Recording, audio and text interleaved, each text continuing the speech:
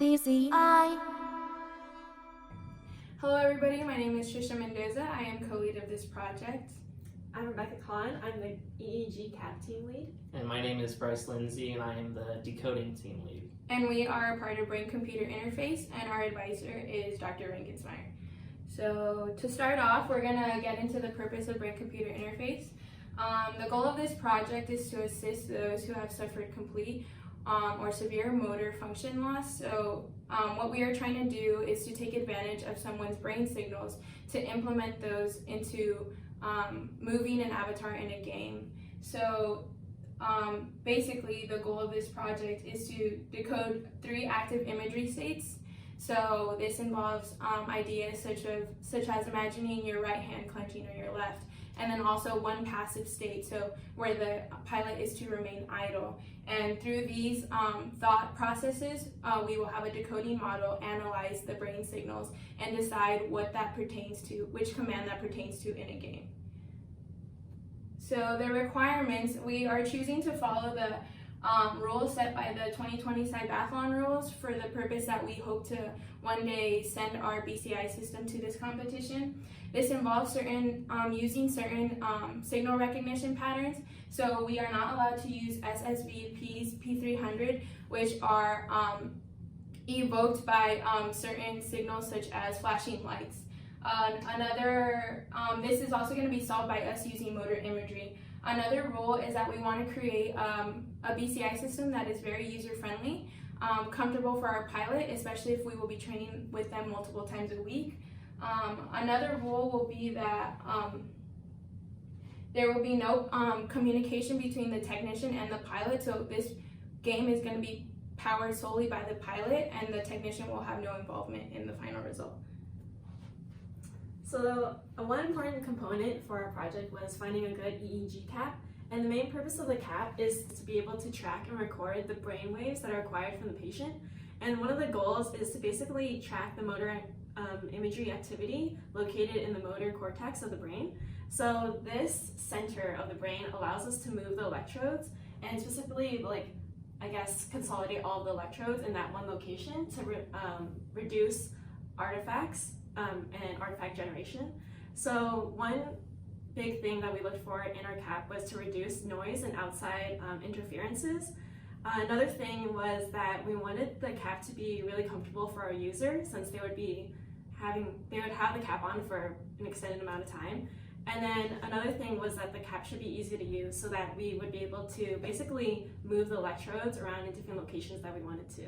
And another big thing was that we wanted the cap to have little to no lag, specifically because within the game, a lot of things happen pretty fast, and so we want to be able to track all of the different activities.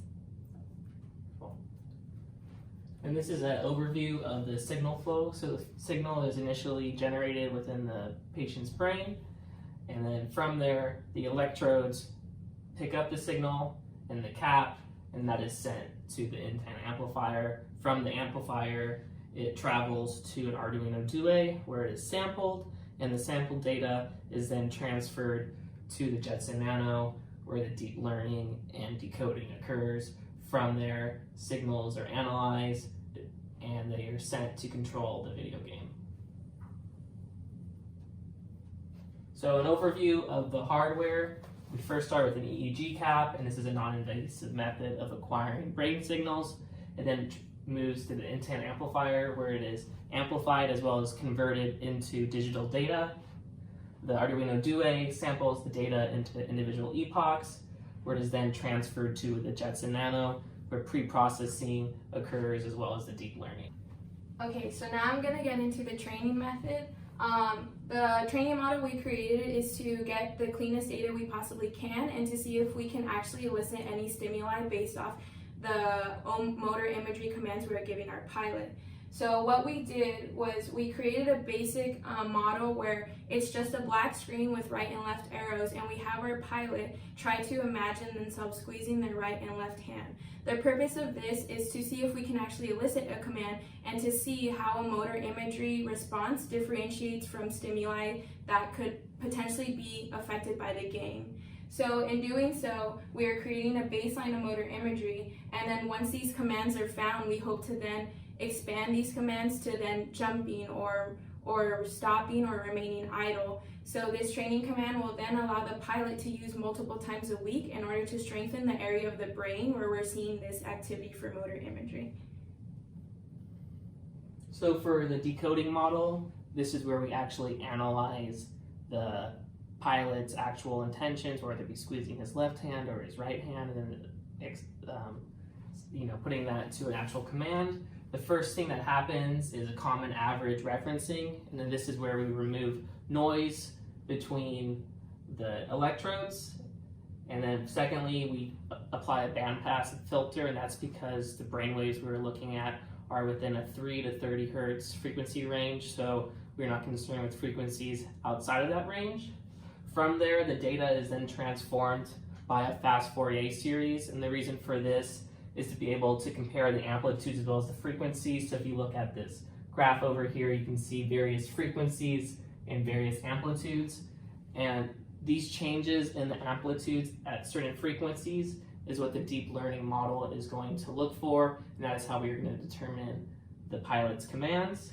And the deep learning model is going to be created from data sets gathered during the training model, and we're going to put that into a machine learning algorithm to create this model. So in summary, I guess the accomplishments that we made this quarter would be choosing the right cap, A, one for the actual competition, and B, one that is user-friendly for the students that are in mechanical engineering.